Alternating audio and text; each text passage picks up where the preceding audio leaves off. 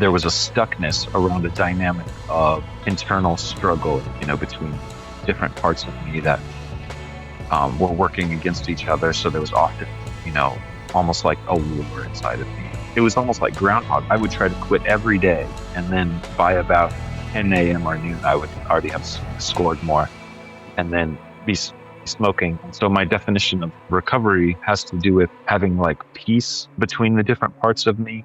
Welcome to Psychedelic in Recovery Integration Radio, a safe space where PIR, also known as Person in Recovery, come and share their experience, strengths, and hope with us, with you. My name is Anne, and I'm a person in recovery and your host today. This radio is part of PIR's ongoing effort to carry the message of recovery to those still suffering. In alignment with the 12 traditions that guide our fellowship, this program will not be funded by outside contributions. PIR, as an organization, has no opinion on outside issues. Whilst we discuss plant medicine and psychedelics in this episode, PIR does not promote or endorse their use.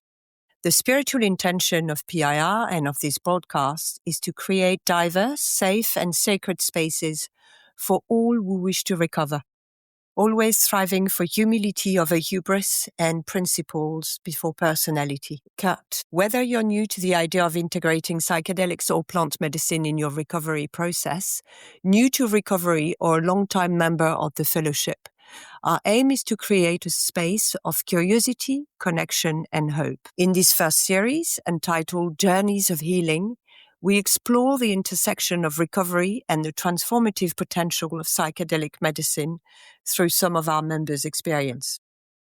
So settle in, open your mind, and let's walk this path together. This is the PIR Integration Radio. And today it gives me great pleasure to introduce Leon, who's come to share his experience, strengths, and paths of recovery with us. Hi, Leon. How are you? Hi, Anne. Thanks for having me. It's great to be with you. It's a pleasure to welcome you in this episode. You've been doing a lot of service in PIR. I've heard and seen you a lot in the Saturday morning live meeting, and it would be good to get to hear your story in a bit more depth. And starting with your journey of discovering or encountering psychedelics and PIR. How did that happen? When? How were you led to either and both? Okay. I first discovered psychedelics as a teenager. I was experimenting with lots of things at that time and had some experiences with LSD and psilocybin, some things that opened me up to some new possibilities at that time.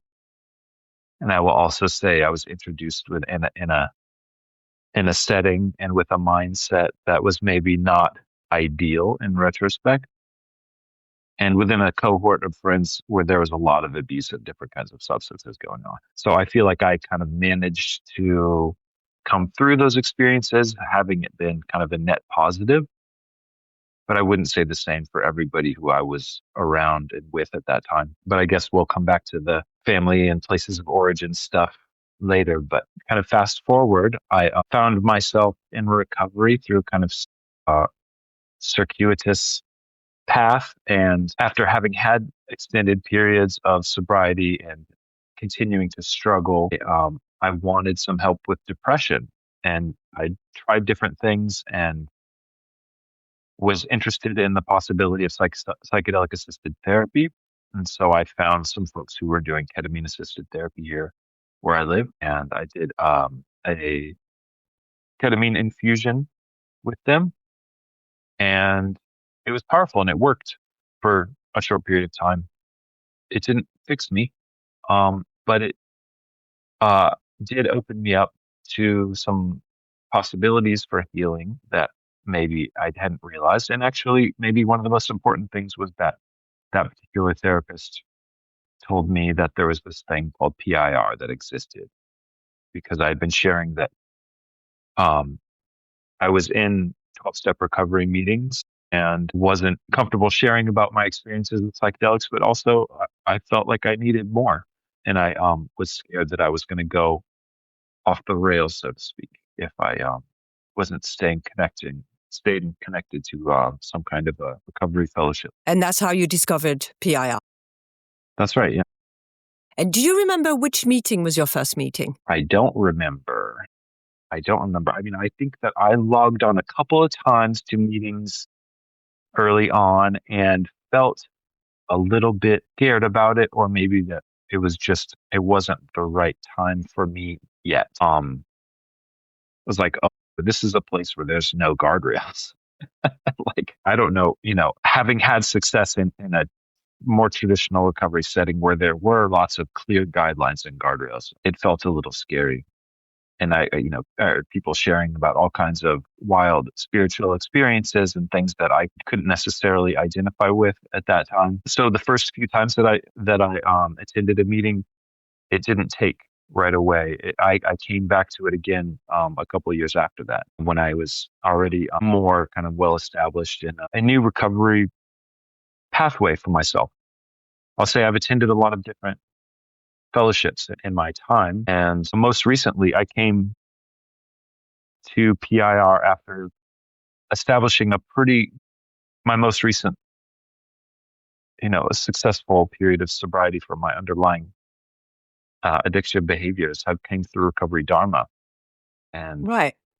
And from there, I was able to pivot into also incorporating psychedelics in recovery, because by that point I was open and in the right place to hear what was being offered. And because Recovery Dharma is also pretty open compared to mainstream 12-step fellowships. So do you think that eased you into a more open-minded, broad fellowship such as PIR? And that was the missing gap between coming straight out of what was your fellowship of origin? Marijuana Anonymous, as often happens, started to peel the layers of the onion and find other things that needed attending to. So, I've attended Alcoholics Anonymous. I've attended SLAA. I've attended Overeaters Anonymous, Nicotine Anonymous. I don't have a strong foothold in any of those fellowships, but they're all ones that I've checked in on and maybe taken some good information from. Yeah, so all those fellowships, in my experience, are fairly structured. Mm-hmm. I wouldn't say rigid, but there is a very strong framework. And coming straight from one of those to PIR can be a bit disconcerting for some.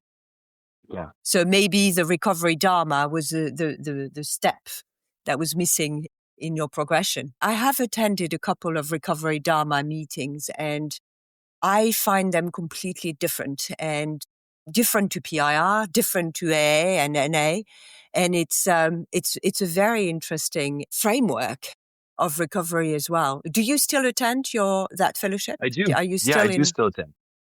I have about 3-4 meetings that I attend every week, and Recovery Dharma is one of those. Right. So I've put together a patchwork, of what works for me. And the Recovery Dharma keyed into, prior to ever even attending any recovery meetings, I had established a meditation practice from years before. And that was an important, any kind of progress that I had made prior to entering recovery, or even after, it was built on a foundation of that meditation practice. And so even my first Marijuana Anonymous meetings, I would go to the meditation meetings that they had. So that was what seemed to be an obvious fit in Recovery Dharma, and openness and the just compassion. I think that is one of the overriding principles there.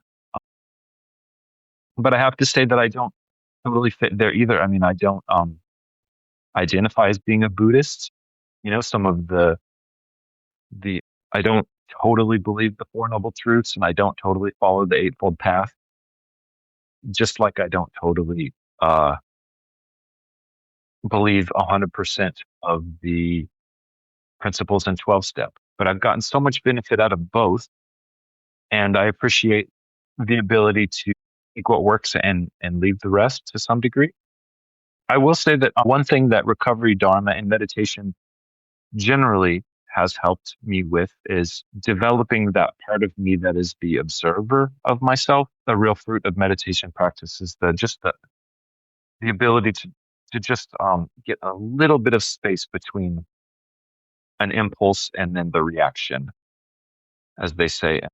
Mm-hmm.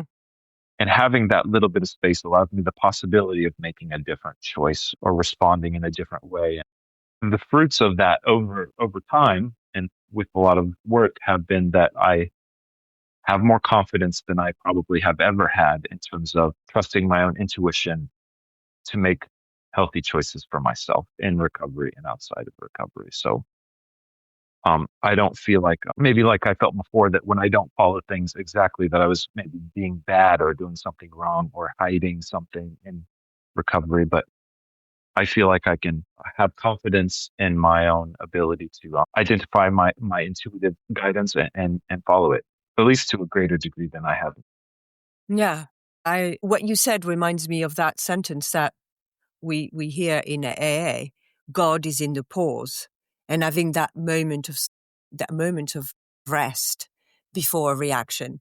And I love the way you talked about your observers and being able to observe yourself without judgment, and that practice through meditation. I have struggled with meditation all my life, I think probably due to an ADHD diagnosis. Not the diagnosis, the ADHD. Um, and I have found that since using plant medicine, the ability to observe and the ability to pause has come more naturally to me. And I can't credit meditation for that because my practice of meditation probably doesn't look like yours. My meditation is a walk or my meditation is a dance. But psychedelics have really helped me find that moment of quiet that was so elusive to me until then. And those observe without judgment is that it's such a gift in recovery to be able to get to that point of looking at oneself, observing oneself, understanding oneself.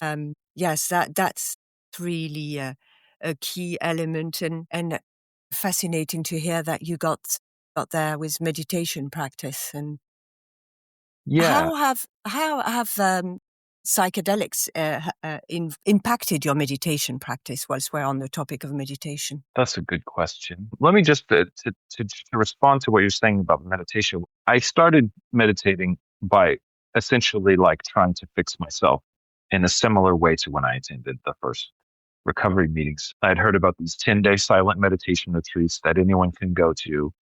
And I heard some other people have had really positive experiences. And I went to one fully with the intention to come out of there not smoking anymore. And you know, and it didn't work in that way, but it did having that intense experience of kind of being forced to be quiet and to meditate for hours a day in a very, what seems from where I'm sitting now, like a kind of a brutal methodology of the way that they pass meditation.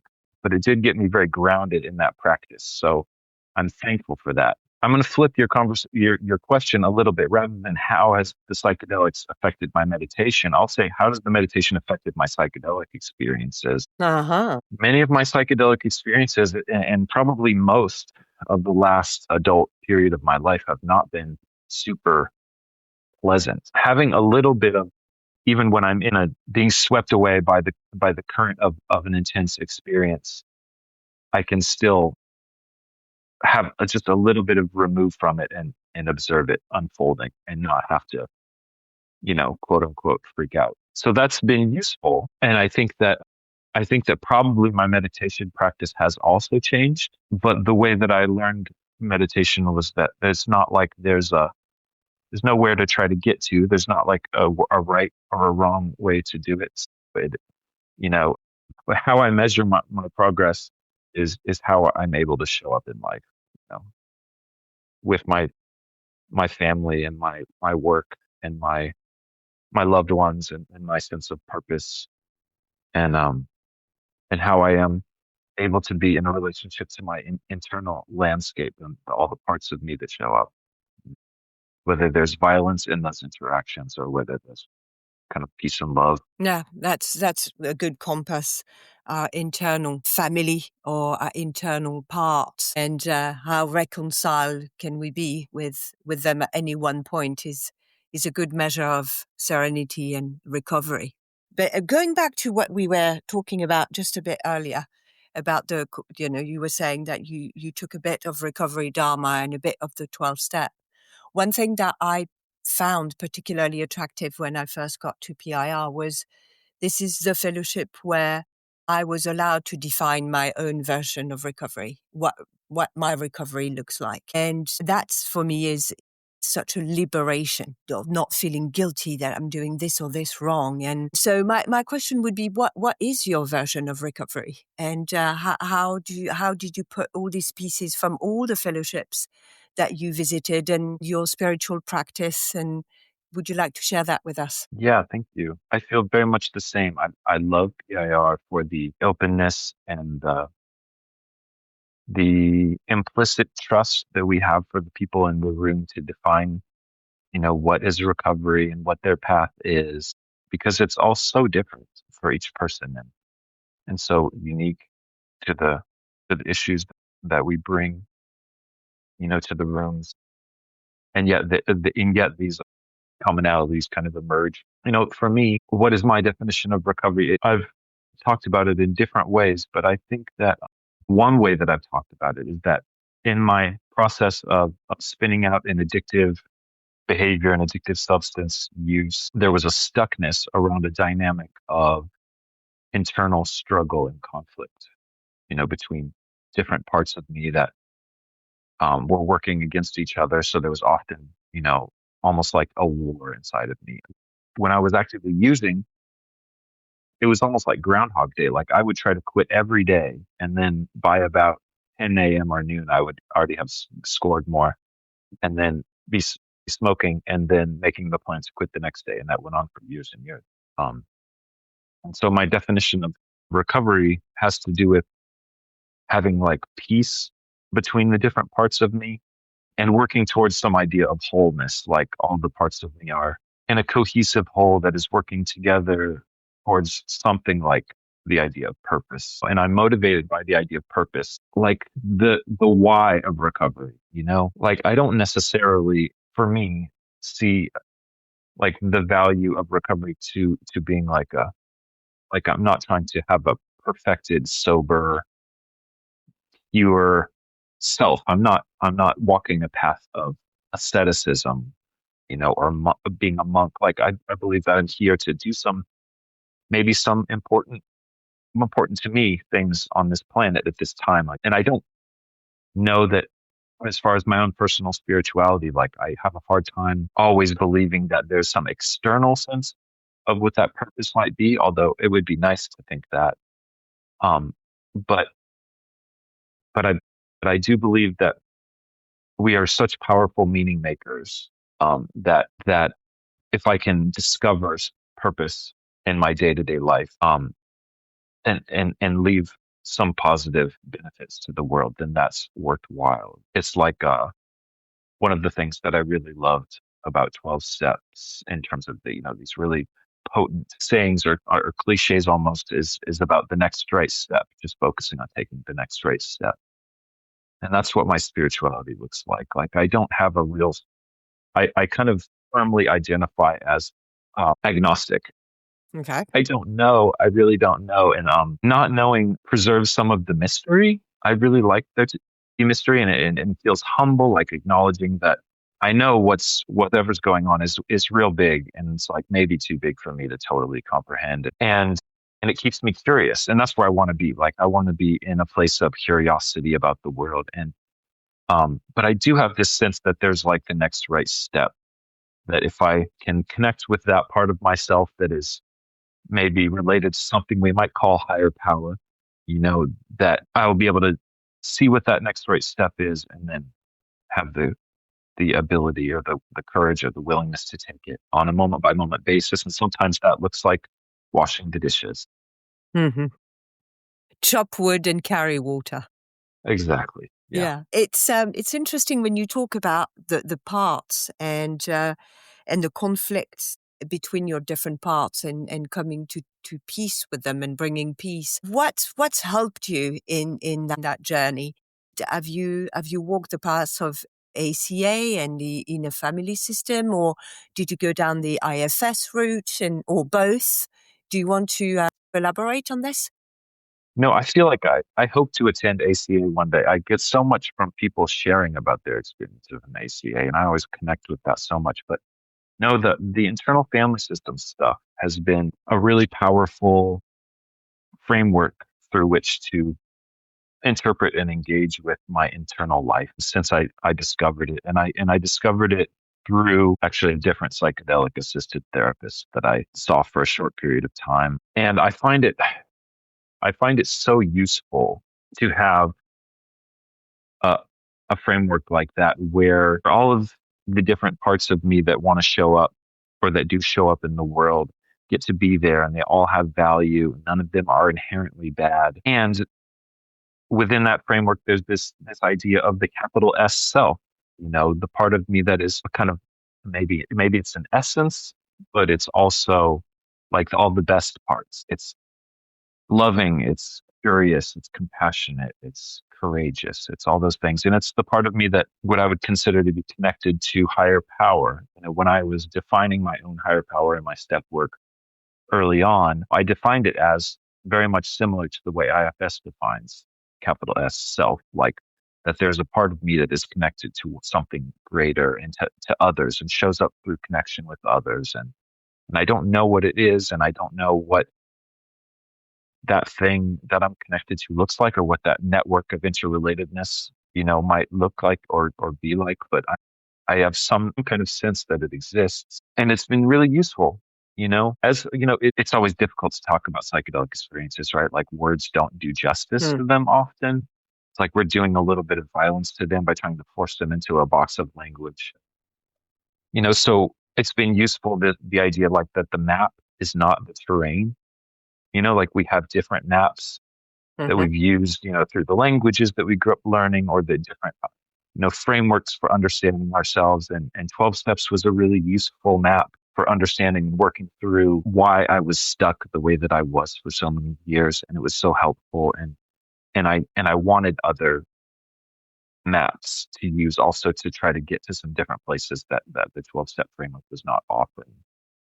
And I find IFS, internal family systems, to be a really useful map because it feels so empowering, to have a really practical, simple way to relate to the different parts of me as they emerge kind of in day-to-day life, And I'll just say, kind of relating back to your earlier question about like the definition of recovery, one of the other ways that I've talked about my definition of recovery is in relationship to, one of these parts.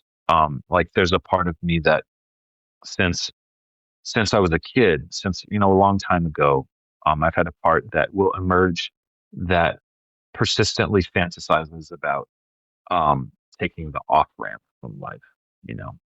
That part, I've reacted against that part. I've been scared of that part. I've tried to run away from that part. And one of the definitions of recovery for me now is to like understand and bring that part in, and maybe I'm not totally there, but maybe I could imagine a place where that part of me doesn't feel like it has to do that, like that role of like, I trust that part of me will be there to take me out if I ever am in so much suffering that I need to be taken away, but that it doesn't have to do that all the time. So like taking something that's felt so shameful and dark and making it into something that I can actually have gratitude for as a powerful alchemy. Yes, yeah, and a journey to healing of all parts, even those that are wanting to push on the exit button. Mm-hmm.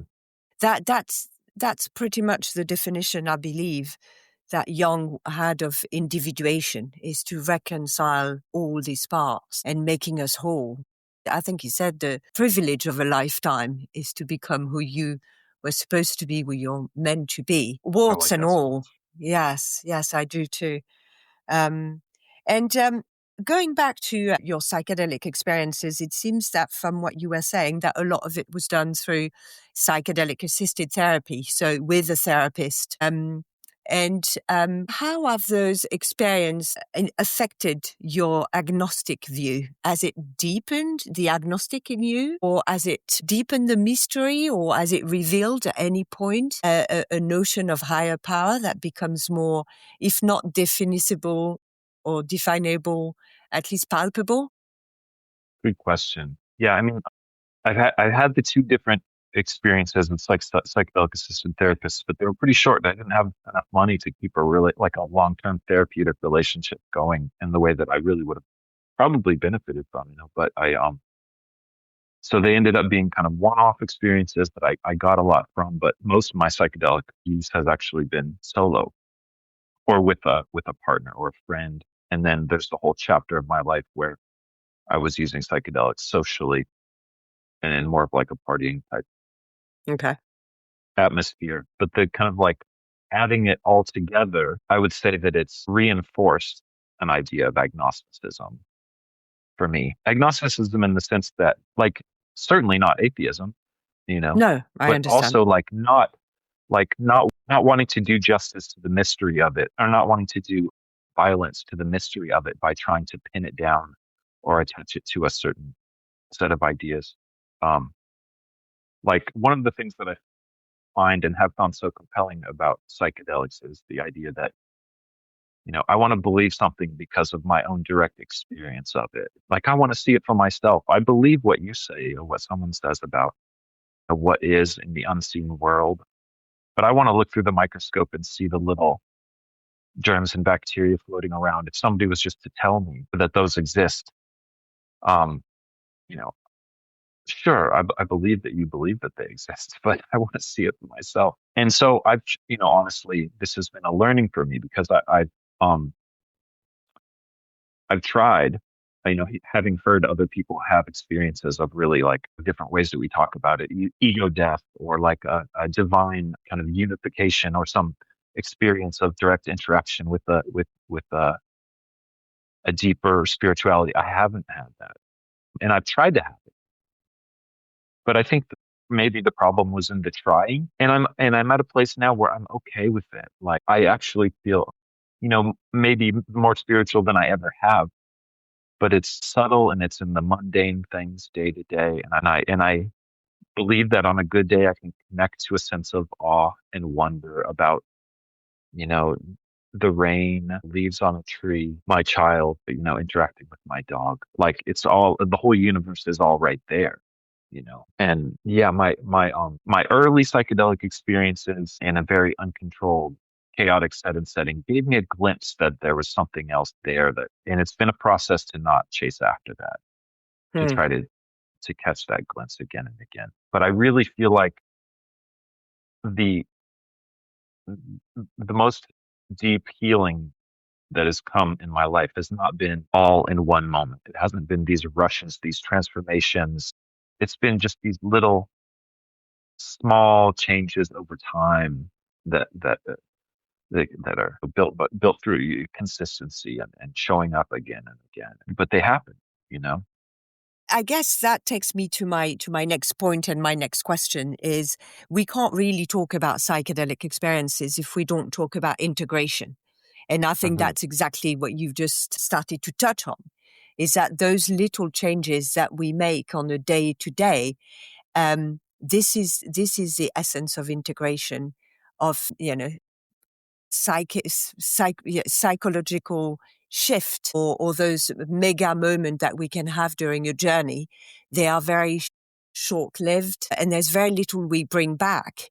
But what we bring back can be integrated on a day to day. What does your integration practice look like? Do you have a method? Do you a methodology for your integration? How does that work? I feel like I should do more to some degree. Like periods of my life, it's looked different. But I'll just say, when I first, like my first period of successful long term sobriety came after a significant macrodose of psilocybin, and then that next day I started going to meetings and did 90 and 90. In fact, I did more than 90 and 90, and started doing step work and went through the 12 steps as my integration, so to speak, from that experience. I had gone to meetings prior to that. I had tried to quit prior to that. I tried to quit using psilocybin prior to that. For whatever reason, that time, the combination of that macro experience and then jumping immediately into a 12-step program and doing it diligently worked for me.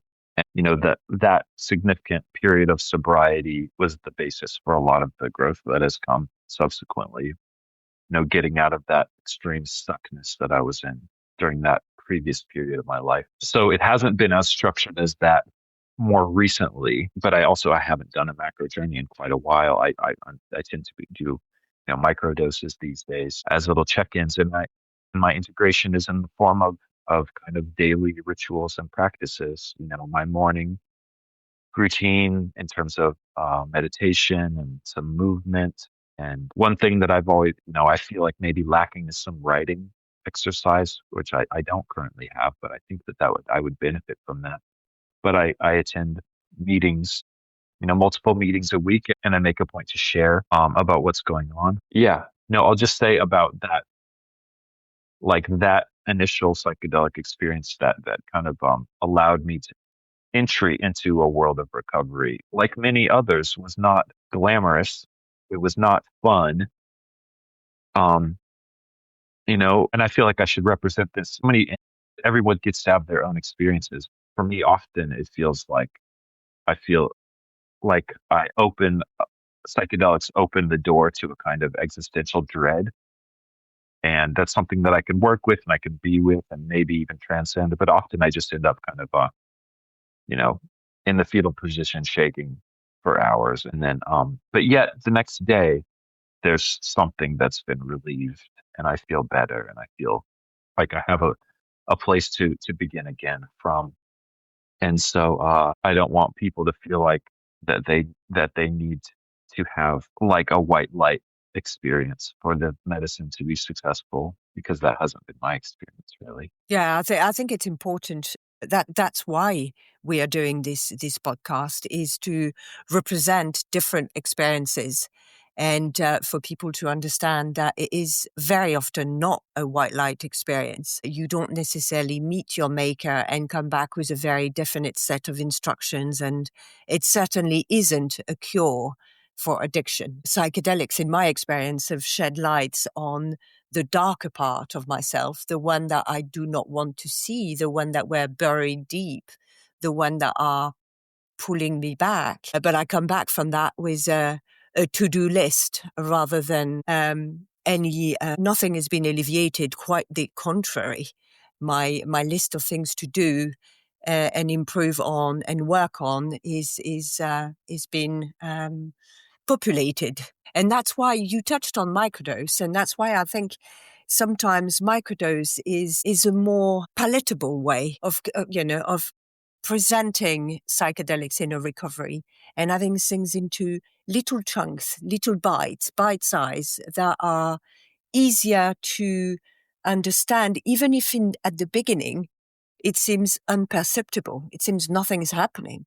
I remember my first microdose, I was furious, cursing at the therapist, thinking, because I'm an addict, she didn't give me enough and it's not working, until it does. And what's been your experience of microdosing versus the macro? Yeah. I've gotten a lot of benefit out of the microdosing. We have different ways that we talk about these substances, as medicines or sacraments. But one thing that seems to be really clear, just kind of from a scientific perspective, is that they induce a kind of temporary neuroplasticity. That they allow us to generate some new neural connections and make the pathways a little softer, so that deeply carved in lines can be changed or can be redirected potentially. And for many of us grown-ups, we become very stuck in our thought patterns. And so just a little bit of an introduction of some plasticity opens up the possibility that things can be shifted and often in subtle ways, like we're saying with the microdoses, I've found that I need to often take, like, the solution is often to take less and less, because my goal with the microdose is to just introduce some of that neuroplasticity and then be in my life and just try to be in my life in the best way possible. And like thinking of my life as the ceremony, you know, like we talk so much about set and setting, and we would have all this intentionality around how we enter into it and how what stimuli we'd expose ourselves to, the music and the lighting and the comforts, and then the intentions, you know, what do we want to work on? What's our attitude going to the experience? And doing a microdose, it's like causes me to think about, how do I, create a set and setting in my life? For example, um, I have a habit of, listening to audio podcasts and just as almost just a way to have talking in my ear, you know, Hmm. almost as like soothing, whether or not I'm actually fully engaged in the content. But when I am on a microdose day, it becomes very obvious to me that is a kind of self-soothing distraction, and it becomes almost unbearable. And I just want music.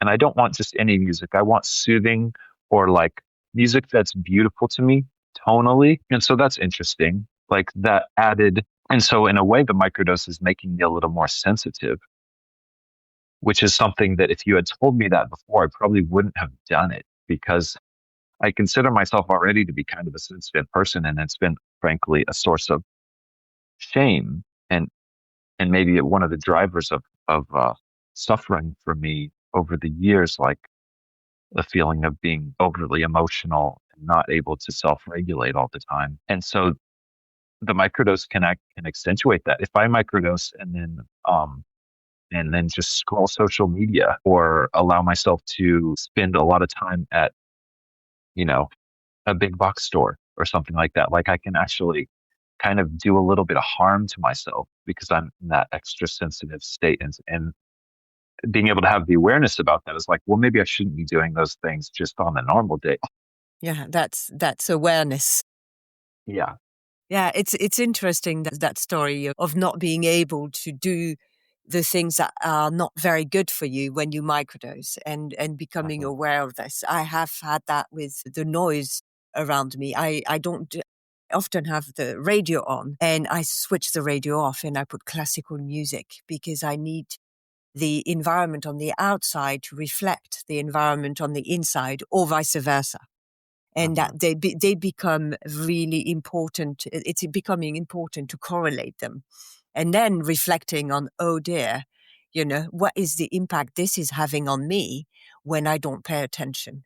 That noise, that the music, the lyrics, we think we are completely immune to it, but we're not. And social Mhm. media, even worse. So that's interesting. Becoming aware of those little things that make a big difference to our mental health, to our well-being. Absolutely. And we are coming very close to the end of our interview. And I've got one more question to ask you. We normally close with this. It's, what is the challenge in your life, or what are you still struggling with at the moment in your recovery that you are looking to overcome with or without the use of psychedelics? That's a good question. I would say that I still have a lot of parts of me that come up in relationship, you know, with my partner, for example, but also with friends and people in my life. You know, these are things that might be talked about in the context of a coda meeting, codependency stuff, or love addict type stuff. And so it's like a set of kind of issues, but all just, you know, within the context of like learning how to care for myself, identify my own intuition about things and trust that, how to communicate it lovingly.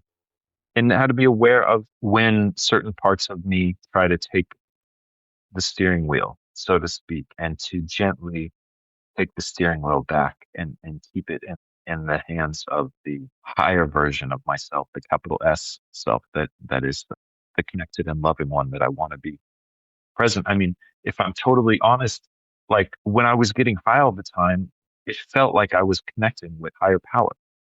You know what I'm saying? Like, and I don't think that was totally wrong, but nor was it totally right. Like, I think what I was doing when I was getting high was temporarily disabling a part of myself that often stood in the way of connecting with my higher power. And then when the substance would wear off, that part would come back and be very angry and assert itself with force. And so I still have parts that wanted to take the wheel.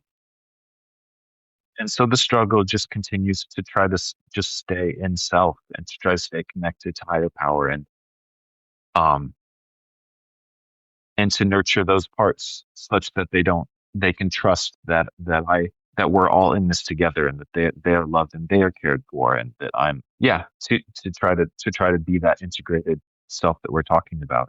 I really like somebody mentioned in a 12-step meeting years ago that emotions are like children on a road trip, that you can't let them drive the car, but you also can't lock them in the trunk. So it's like I'm on this road trip and I just want to like have everybody get to where we're going, and in a way that we can all feel good about it and have a good time. All the kids get to be loved and be heard, and that this journey that I stay on the path, so to speak. Yes. Yeah. It's like one of our good friend in the fellowship, Topher, talks about walking the tightrope, and this is it. It's not driving the car, but not in the trunk, somewhere in the middle, finding that balance where serenity lies. But it's a fine line, and it's a constant adjustment. Absolutely. Well, it's been an absolute pleasure having this conversation with you, Leon. We've got a couple more minutes. Is there anything you wish I'd asked you, or any closing comment you have? Anything you want to say before we close? No, I think this has been really good. And I imagine that some people who haven't been exposed to the IFS framework might find the way that I'm talking about the different parts of myself a little off-putting and strange. But we do talk like this a little bit in 12 steps, don't we? We talk about like my addict reared its head, or it's out there doing push-ups in the parking lot waiting for me to stray. And at this stage of the game, like recovery looks like I want to invite that addict in and give it a seat at the table and see if I can alleviate some of its burden and some of its suffering, and not just fortify myself against it, Yes. Yes. A journey of reconciliation. Everyone's invited. Well, thank you very much, Leon. And it's been a pleasure. And I will see you soon, and certainly next Saturday morning in the Saturday Morning Live. And until then, have a lovely rest of your day. Psychedelics in Recovery is a peer-led fellowship guided by anonymity, non-endorsement, and mutual respect. Thank you for listening and for placing principles before personalities.